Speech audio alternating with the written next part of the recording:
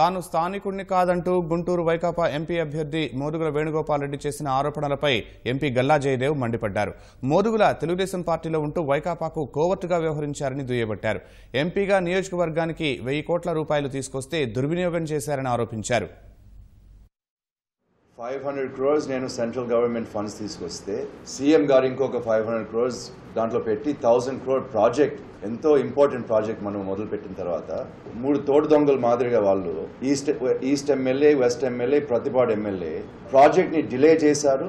Ethics లేకుండా, ప్రజల గురించి ఆలోచన లేకుండా మన పార్టీలో ఒక కోవర్ట్ మాదిరిగా పనిచేసి లాస్ట్ 3-4 years నుంచి ఆయనకు కావాల్సినవన్నీ ఆయన చేయించుకుంటా ఉన్నారు. బెంగళూరులో ఉండి అప్పుడప్పుడు గుంటూరుకు వచ్చి కలెక్షన్స్ చేసుకుని వెళ్ళిపోతా ఉన్నారు.